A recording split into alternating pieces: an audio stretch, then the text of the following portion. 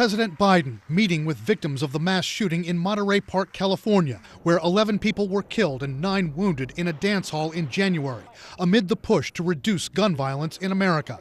Enough. Do something. We remember and mourn today, but I'm here with you today to act. The president marks the moment by announcing a new executive order. Among other steps, it will attempt to increase background checks by clarifying and enforcing which gun sellers need to do them. It'll accelerate and intensify this work to save more lives more quickly. But the president has still not been able to press into law some of the gun measures he's most passionate about, like universal background checks.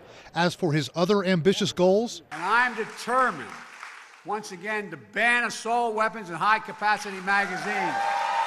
Analysts say there's no realistic chance of that with a Republican-led House of Representatives. When it comes to assault-style weapons, whether individual Americans should be able to privately own military-style weaponry, public opinion is clearly on the president's side. But what's not on his side is the numbers on Capitol Hill, and increasingly it looks like the judiciary probably isn't on his side either.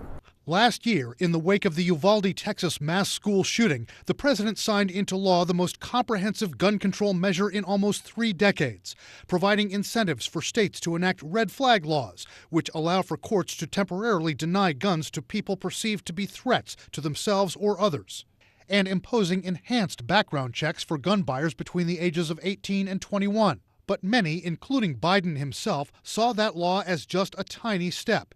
And since the beginning of this year, there have been at least 110 mass shootings in the U.S., leaving more than 150 dead. Gun violence is now the leading cause of death among children and teens, and getting worse.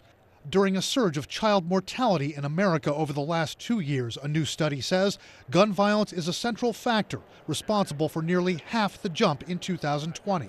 I think that there's a certain numbness that's developed. We've been dealing with this at least 2 decades of just mass shootings, public shootings, school shootings. At the same time, 456 million guns have been produced for this market, this domestic market, since 1899.